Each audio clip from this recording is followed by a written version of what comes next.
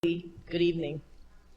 We're here this evening to debate a budget, a $1.5 trillion budget that is a living, people-centered blueprint.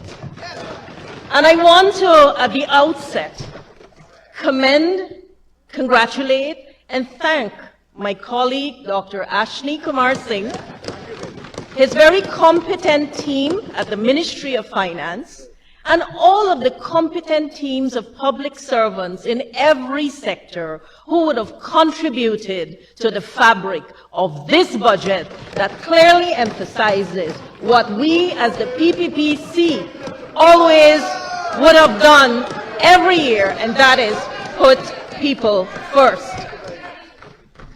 Mr. Speaker, maybe by now I should become accustomed to the personal, fallacious, and absolutely vitriolic attacks. But you're right. Let me simplify. I'll leave it to you all. But I should be accustomed to it. This is an august house where we discuss the business of the people, the future of our country, and the future of every person in our country. Mr. Speaker, I want to correct a number of statements that were made. They were not even disingenuous. They were outright fallacious. I want to say, Mr. Speaker, that I certainly do not have 100 plus, 160-something staff members in my secretariat. My secretariat is much smaller than a part of the upper end of this. I have 4 staff in my secretariat. I do. Mr. Speaker, I also want to correct something, because when we come to this house, we are expected to be truthful. When we come to this house, we have in front of our name, honorable. We are expected to discharge our duties honorably. Mr. Speaker, I will say to you that I will provide to you as the Speaker a report on the demise of that resident at the Palms Institution. It was unfortunate, but that resident passed away from cancer. Mr. Speaker, I am going to provide that report to you because people should not come here, misinform the public, and then leave this assembly. What are we really doing here? Mr. Speaker, you know, Mr. Speaker, this budget, I will champion it. You know why? Because it relates to the needs and it relates to the people of our country from Region 1 to Region 10. And Mr. Speaker, I will deal with facts because facts are stubborn, cold, and hard. I don't need to engage in political gymnastics and distortions. Mr. Speaker, I will say to you that when we look at the ministry holistically, it has always responded to the needs of the Guyanese people. If you look at the 78.3 billion budget that has been allocated to this ministry, 70 billion of that is going directly to the hands of the beneficiaries across the length and breadth of Guyana. 70 billion. The recipients of public assistance, permanent disability, and senior citizens. Mr. Speaker, we have seen the increase in the numbers of beneficiaries since this People's Progressive Party Civic took office. Look back at your record, it was dismal. We have seen that we have grown the number of pensioners to over 90,000 pensioners. We have seen an increase in the first 5 years. We've honored our commitments. We've doubled the pension. We are now saying in these 5 years, we are going to move the pension to $60,000, which puts us at $46,000 per month, a $20,000 transportation grant, and also electricity grant to the equivalent of $30,000 per annum and a water subsidy as well. And also pensioners can benefit from spectacle vouchers, healthcare vouchers, spectacle testing or eye testing vouchers. Mr. Speaker, the Ministry of Health has a comprehensive program on home-based care that is directly related to the welfare and well-being of our senior citizens. Mr. Speaker, the Ministry of Health will look at protecting the life of our senior citizens. When you look at social services, it includes health, education, and social services as the ministry. When you can read the budget book, then come back and talk to me. Mr. Speaker, I want to say very, very clearly that the Ministry of Health for the first time is providing vaccines, influenza vaccines, pneumonia vaccines. These are life-saving vaccines that will impact on the life of our seniors. There is an intensive geriatric program that is provided by the Ministry of Health. Mr. Speaker, if we look at the senior citizens accommodation, through the Ministry of Human Services, we will be constructing a new senior citizens home in Enmore. And we will also be moving in a very creative way to involve and include the persons who we have been training through our very innovative WIN program. Before you get mixed up, let me tell you what it is. Women's Innovation Investment Network. That was started in 2021. Mr. Speaker, this program has effortlessly empowered 21,000 women from Region 1 to Region 10. And these women who have been trained through this program have received this at no cost. So I want the members in this House, when they say we will not support this budget, we don't agree with this budget, go and tell the women in Baracara who have a new sewing hub and who have been empowered through this program. Go and tell the women in Sophia who are churning out garments that I'm so proud of, because I go into Sophia and I talk with them. When you want to speak of realities, I can tell you of them too. Mr. Speaker, go and tell the women in Cane Grove that this budget has nothing. They have benefited through this program in garment construction. Mr. Speaker, we continue to advance and champion the rights of women. And I am not only going to speak of the Women's Innovation Investment Network, because we have taken the entire training budget that was given to Human Services prior to us. It was only $10.9 million. Today it stands as $330 million. Mr. Speaker, directly through the Guyana Women's Leadership Institute, $170 million would have been allocated to training women, empowering them. And how? Because we are providing training that is diverse, that looks at the needs of our country. Mr. Speaker, when people come here and they dishonor this House, and they try to misinform the public, you talk about accountability, you need to hold yourself accountable first. I've always believed in truth, and I'm going to stand here and to say that truth as many times as I have to. Mr. Speaker, we are advancing women and we are advancing their ability to become financially independent through programs like the Culinary Arts Program, which is in this new budget, the expansion of the Garment Construction Program, which is in this budget. We're also advancing women in non-traditional areas. What am I talking about? It's a passion of mine, a personal passion of mine, and I belong to the People's Progressive Party, Civic. I belong to that party because we have always believed in promoting women, empowering women. I'm going to tell you who would have rated us. Just give me 2 minutes to tell you what I'm going to tell you now. You know, we have been championing women, and we have not only stuck to the traditional areas. Guyana has been enjoying a massive boom in construction. And I've always felt, why shouldn't the women be part of this journey of construction? And so last year, 129 women were trained through the UK City and Guilds program in carpentry, welding, masonry, electrical, installation, and plumbing. This year, we're going to train even more of them.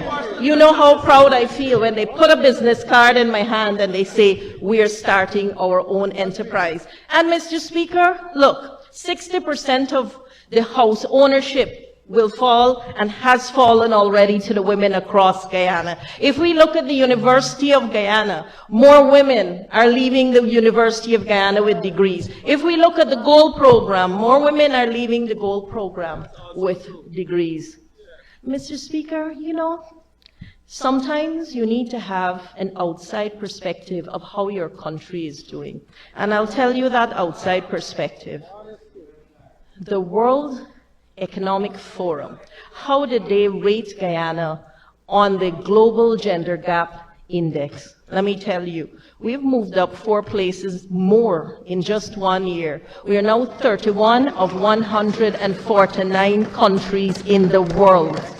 We are ranked 8th in the Caribbean for our leadership on gender issues, and we continue to do it. Whether we speak about healthcare, we speak about progressive gender policies, whether we speak about home ownership or education, we are narrowing that gender gap. We are narrowing that divide, and we must continue to do it. There are some things that we should not politicize, and I don't believe in politicizing the future of our women.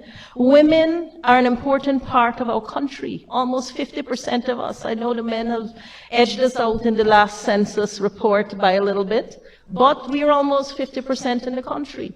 We are a significant part of the economy. And when we train women through the Ministry of Human Services and Social Security, we are putting them into the formal economy. We are putting them into the labor force.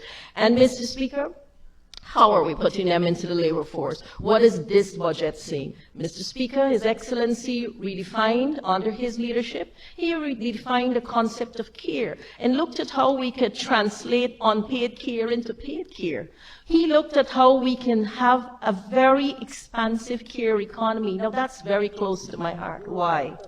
Because we are dismantling a barrier that would have affected women for generations, where they didn't have child care, and now they could not only receive child care in communities, they can be part of that child care journey. And how is this happening? Because several ways. There's going to be the removal of corporate tax for all companies who provide child care services to their employees. That is groundbreaking. Mr. Speaker, I've already had those discussions with the private sector, and already one company has started this initiative. Mr. Speaker, we're speaking about co-investing in care, where in the communities, women who we have trained, about 7,000 women in child and elder care, they can be the givers or the providers of care in their community. We have a home-based care policy coming out of the same Child Protection Agency. And by the way, there are about 8 policies that the Child Protection Agency did. So when you want to speak about the Ministry of Human Services, get your facts right. Mr. Speaker, I will also say that when we have the co-invest ability, it means we're empowering women to take their future in their hands and give them an opportunity to work in the care economy that not only allows employment but entrepreneurship. A co-investment would equal, if you look at the model that is advanced through the Guyana Development Bank, which has received an injection of $100 million US.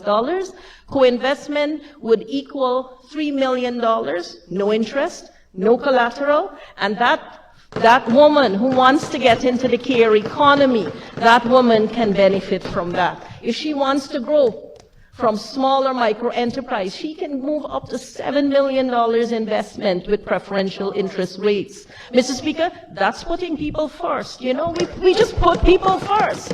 Mr. Speaker, let me talk about the mom who's just gotten a newborn baby. She knows that she has the strength of the state that supports the first breath of her child with $100,000. And she knows that 13,000 babies would have benefited already. Mr. Speaker, let's continue to talk about that mom. It could be a mom from Buxton. It could be a mom from Annandale. It could be a mom from Berbice. It could be a dad too. And we've put their children first. Mr. Speaker, remember, I don't have to look back very far. Just look at that side and know you removed the Because We Care cash grant. In this budget, we've increased it to $85,000, inclusive of school uniforms, inclusive of transportation money. And we are saying to parents, look, we're removing the burden from your pockets. So if a mother has 5 children, multiply that by $85,000. Mr. Speaker, maybe that mom has a child who has a disability. And, people can say they send me all kinds of things, and my staff will say that this minister leaves the office perhaps the last in the evening and clears her desk. So be careful what you say. And you will also note that was right after election. So be careful what you said. Mr. Speaker, I want to say that child who has a disability, how does that child benefit? Well, they can have a permanent disability book, and that disability money would have gone to $25,000. We're looking at helping 30,000 persons with permanent disabilities in this year's budget. You don't like this budget, but what do you want to remove from it? Tell the person with permanent disabilities. Tell the pensioner. What are you going to cut? Mr. Speaker, if we look, let me just digress a little bit. There was talk about the Early Childhood Development Center. Now, if we love our country, we would always celebrate the things that make our country unique and distinctive. For the first time in the Caribbean, this part of the world, you have a model of early childhood development, day and night care facilities. First time. You might have had daycare, night care, or early childhood centers, all separate. This model brings it together, and we've opened the first day-night care early childhood center in Anna Catherina Region 3.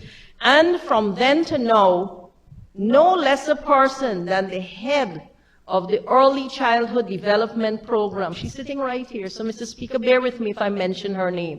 Ms. Conchita Gray and her team. Hard-working team. No less than her. Said to the nation, we are going to make this center fully operational in the first quarter of the month. Mr. Speaker, as I stand here, that center is open and functioning. We have spent the last few months training, recruiting, and registering children. Old people always say, if you're going to visit somebody, go up the front bridge, open the front gate, go and knock on the front door, and you will know what's happening inside. Don't go in a corner and thief a little video. If you know, you know. Mr. Speaker, we should not do this. We're speaking about the future of our children. The Early Childhood Development Center in Providence has been built by BNTF. I'm not going to tell you what that stands for, because you should know if you're referring to it. We are constructing a center in Mocha, and this year... Minister, you're speaking to me, I may not know. Mr. Speaker, I think you do. Mr. Speaker, I really believe you do. But since you asked, Basic Needs Trust Fund, I do know. So, Mr. Speaker, we have $300 million that would have been advanced for more of these model centers in several regions. And these regions will benefit from the experience of the 2 that will be opened in the first half of this year to add to the 1 that has been opened in Region 3. Mr. Speaker, when we look at early childhood development, what have we done? According to Honorable Member, nothing. We have given Guyana its first integrated early childhood development policy, a program, guidelines, and we have trained effectively a number of women. We have trained 100 women, empowered them with a business grant to start their childcare facilities, and we have moved 10 women to centers of excellence. Mr. Speaker, that's just a little bit of what we have done in early childhood development. But then there was this talk about children who are abused. Now, that is a very serious issue. We take it very seriously at all levels of the ministry. Mr. Speaker, if you look back at the statistics in the last 4 years, you would have seen a consistent reduction in the number of cases of child abuse from over 4,000 to just over 3,000. No, that's still too many cases of child abuse. So what are we doing? We have created a number of strategies under the overarching theme of every child safe. We have also designed a rapid response team that will be available after hours to react and respond to every report of child abuse. And we are piloting that program in regions 3 and 4 with the intention of expanding that program to the entire country. Mr. Speaker, child abuse is very serious, and we have looked at the cases, and we have not only looked at the cases, we are working with parents. We have a very robust parenting program. We have developed the program, the manual, the workbook, and parents will benefit in our early childhood development centers as well as in the communities from this parenting program. Mr. Speaker, why can I say this without even looking at a single paper? Because I've been involved in all of that every step of the way, from the moment I sat in the chair as Minister of Human Services and Social Security. Someone once told me, it's easy to be in the opposition because you can criticize, but if give you something to run, that's proof, right? See if you can do it. You might run it down.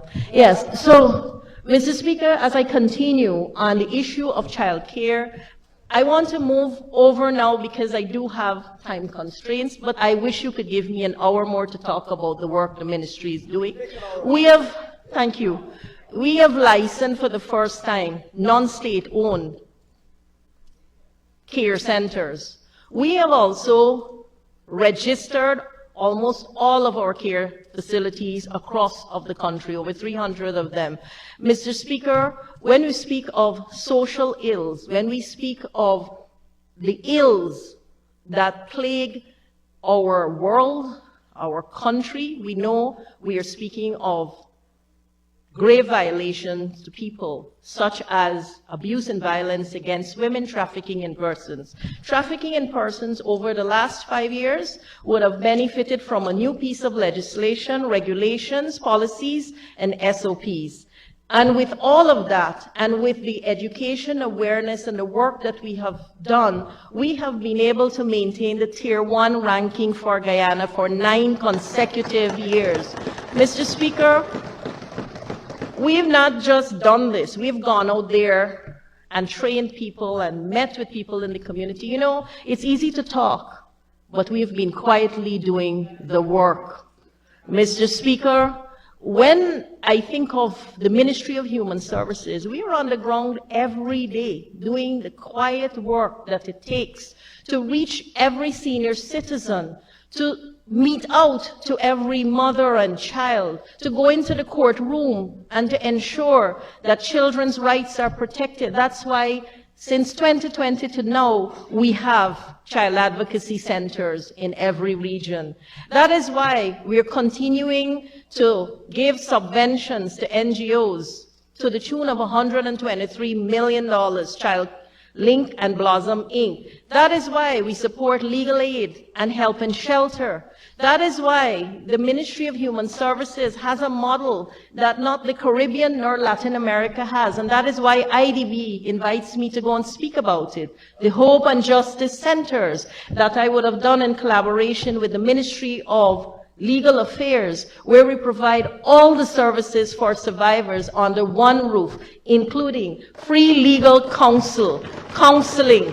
We have temporary shelter. We also can go there, make a police report, get your medical done. Mr. Speaker, we have 2 of those on the coast and 1 in Region 1, which we will fully operationalize before the first half of this year. Mr. Speaker, that's progress, that's people, and that's why we can stand here with all the authority in the world and say we are putting people first, because that's what we're doing.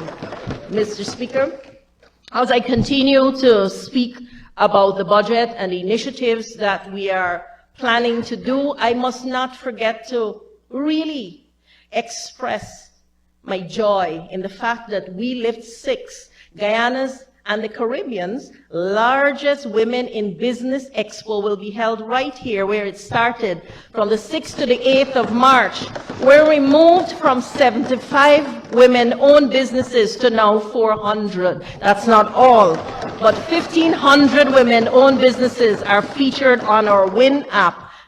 Oh my God, don't let me mix you up again. Women's Innovation Investment Network. I want to make sure, as Mr. Speaker said, pellucid. I'm not going to say pellucidly clear. No.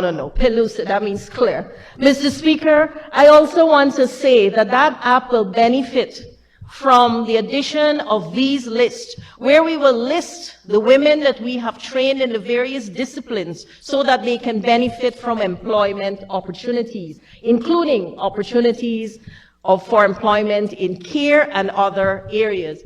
And, you know, as a minister, I've always believed in the use of technology, and we've never shied away from it, from using technology in a variety of ways. And this budget will move us more into the realm of technology. We started out with the iMatter app a few years ago, and just last year, the iMatter app, for the information of everyone, is an app that provides resources and a panic button that connects you to a 24-hour toll-free hotline 914, and that app has benefited from a chat feature. So if there is a survivor who needs help, who needs support, they can chat directly with those persons in the ministry's sexual offenses, domestic violence policy unit so that they can get help. We've also digitalized the beneficiaries register through the IDB's assistance, and we have transferred the data of all our beneficiaries with the intention in 2026 of decentralizing our services digitally so that we can provide more efficient service to senior citizens and persons living with disabilities, in addition to opening 2 new units, one that caters to senior citizens and the other that caters to persons living with disabilities. Mr. Speaker, as I said, I don't need to come here and attack anyone. I can stand up and speak on what we have accomplished and achieved after hard work and budget after budget being utilized to invest in the people of Guyana, all the people of Guyana. Let me ask you something, Mr. Speaker. Do you think the grandmother who receives her pension is a corporate giant? We are accused that the budget is only for particular wealthy people. Do you think the mother who benefits from $100,000, is she a fancy person who should not benefit? Mr. Speaker, what are we really saying? I don't know what vehicle she has, but I could say the young man or the young woman professional who wants to drive over the Barajagdeo Demerara Harbor Bridge, they will love the fact that they can have a new vehicle with reduced taxation to drive over the Demerara Harbor Bridge. Because this budget speaks to all levels, all classes, all races, all religions, all the people of Guyana. Mr. Speaker, you know, we speak of disabilities, and I want to tell you of a few things. When we speak of disabilities, people only think of a permanent disability benefit. But what has been happening? We have had a very successful program that gives assistive aids, support aids to persons living with disabilities. If that mother had a child who had a disability and she was thinking, you know, I need to buy a wheelchair, I'd say, no ma'am, keep your hand in your pocket, don't take out anything. Not only will we provide that wheelchair for you, we have been doing it for the last 3.5 years, and we will deliver it to you. And not only wheelchairs, walkers, white canes, Ministry of Health, hearing aids, and something so significant, prosthesis. You know what's the cost of prosthesis? Within $1 million to 600,000 Guyana dollars. That is provided free and will continue to be provided free in the 2026 budget. So, you know, it is looking at our most vulnerable, seeing their dreams, their hopes, their aspirations. They're seeing a path, not a wall. Mr. Speaker, through the Learning Lab and our program that trains persons living with disabilities, we've managed to train over 300 persons in all regions living with disabilities. We are expanding that program to include climate smart, sustainable agriculture, expanded garment construction, and a number of other programs. Mr. Speaker, as I continue to speak with you, I am pretty sure that I'm sharing things that maybe when that budget book was read and you saw, the member saw 160 plus people in my secretariat, she didn't bother to read all of this.